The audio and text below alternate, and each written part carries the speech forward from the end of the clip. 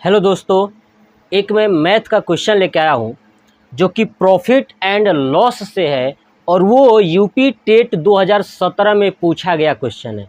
ठीक है, तो ऐसे क्वेश्चंस को करने के लिए चलिए मैं बताता हूँ कैसे करना होता है। देखिए मैं पढ़ता हूँ, ये क्वेश्चन पढ़ने में हो सकता है थोड़ा सा टफ हो, लेकिन मैं आपको बताऊँगा कि इस क्वेश्चन को कितना आसानी से आप कर सकते हो। देखिए, यदि किसी वस्तु का क्रय मूल्य उसके विक्रय मूल्य का 3/2 है तो लाभ या हानि प्रतिशत है। ठीक है, ध्यान से सुनिए। यदि किसी वस्तु का क्रय मूल्य उसके विक्रय मूल्य का 3/2 है, मतलब किसी वस्तु का क्रय मूल्य को बोलते हैं कॉस्ट प्राइस यानी सीपी। कह रहे कि जो क्रय मूल्य है वो विक्रय मूल्य का 3/2 है, मतलब कि विक्रय मूल्य को बोलते हैं सेलिंग प्राइस। का मतलब होता है गुणा, तो विक्रय मूल्य का 3/2 है।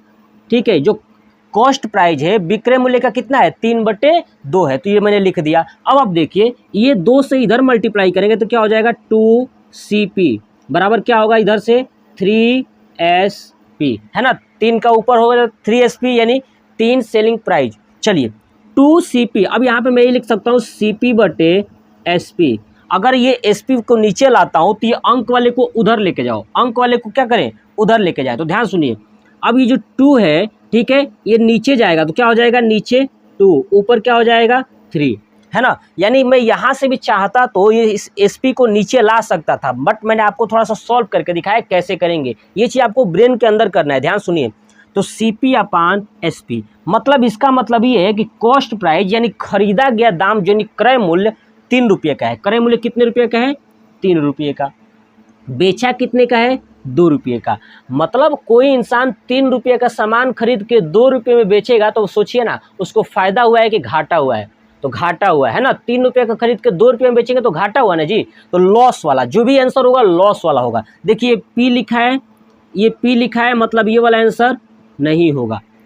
L लिखा है, यही दोनों में से आंसर होगा। ठीक है, अगर एक होता मेरे पास केवल L वाला ना तो मैं आंसर कर देता, बट ऐसा नहीं है ना। तो इसने क्या क्या है L दिया है, 2 दिया है, 2 आंसर, तो हमें एक निकालना है। अब देखिए, जब भी कभी आपको लॉस या प्रॉफिट, है ना, जब भी आपको कभी लॉस या प्रॉफिट परसेंटेज निकालना हो तो याद रखिएगा, हमेशा ये देखिएगा कि लॉस कितना हुआ है या प्रॉफिट कितना हुआ है।